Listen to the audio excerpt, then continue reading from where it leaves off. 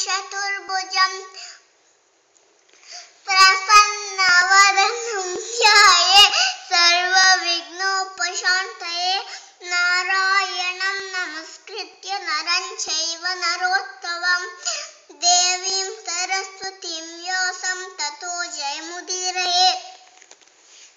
व्यासं वसिष्ठनप्तारं शक्तेः पौत्रमकल्मषं पराशरात्मजं वन्दे शुकतातं तपोनिधं व्यासरूपाय विष्णवे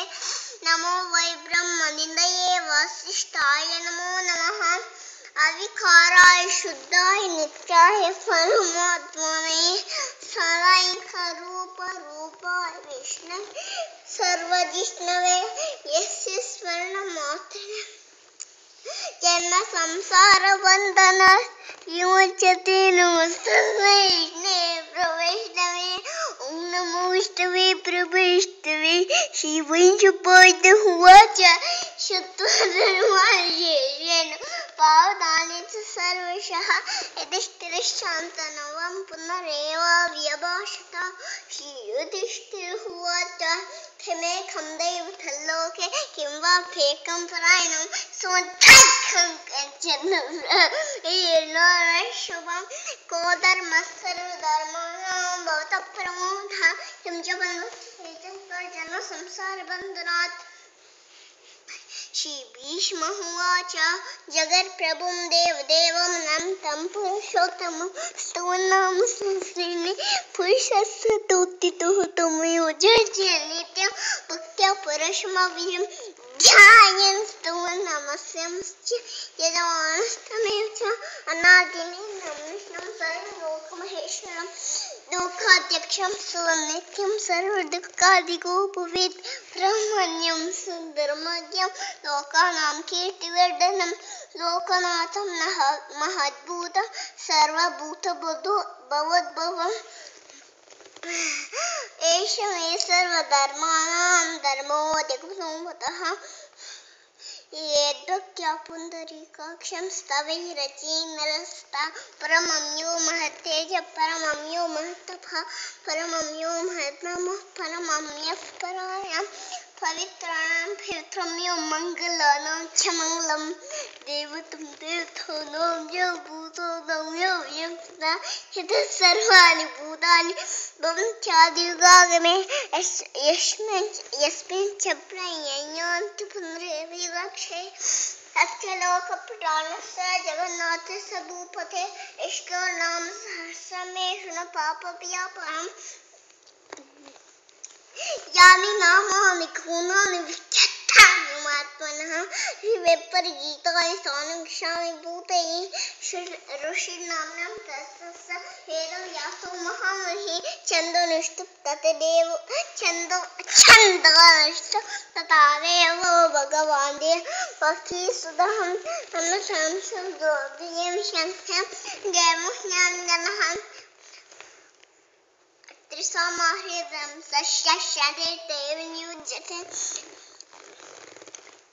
विष्णुं विष्णुं महाविष्णुं प्रविष्णुं विष्णुं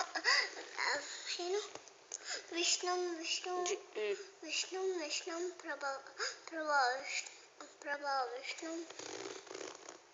विष्णुं जिष्णुं महाविष्णुं प्रभविष्णुं महेश्वरम् अनेकरूपदैत्यं तं नमामि पुरुषोत्तमम् अस्ते श्रीविष्णुवर्यस्तमस्तोत्रमहामन्त्रस्य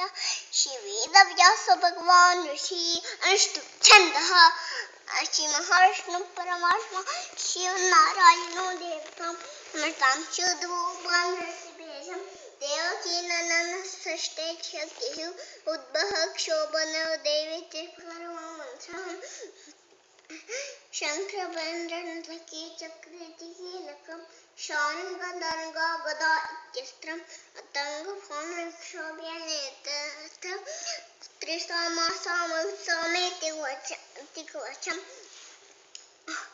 आनन्दं परब्रह्मेति योनिः रुद्रसुरशान्तादिग्बन्धः श्रीविश्वरूपस्य ध्यानं श्रीमहाविष्णुप्रीत्यर्थे संपाराजिपे विनियोगः ध्यानम् क्षीरोदन्वत्पदेशेषु च मणिविलसत्सेकते मौक्तिकानां मालाकृता समस्तस्फटिकमणिर्भयं शुभ्रैरभ्रैर्दुभ्रैर्भर्वैर्चित्रैः मुक्तपीयूषविषयैः आनन्देन पुनीयादरिनलिनगदा शङ्खपाणिर्मुकुन्दः भूपादौ व्यसनाभिव्यधुसुरनिलश्चन्द्रसूर्योचनेत्रे कर्णाघोषास्योद्यन्मुखबिदहनु यस्तवास्ते यमध्ये अंस्तस्तयस्य विश्वं सुरनरगगो गोगिगन्धर्वजे दैत्ये चित्रं रमन्त यथेथं त्रिभुवनपुषं विष्णुनीशं नमामि ॐ नमो भगवते वासुदेवाय शान्ताकारं भुजगशयनं पद्मनाभं सुरेशं विश्वाधारं गगनसदृशं मेघवर्णं शुभांगं लक्ष्मीकान्तं कननैर्योगहृतानिगम्यं वन्दे विष्णुं भाविहरं सर्वलोकैकनाथं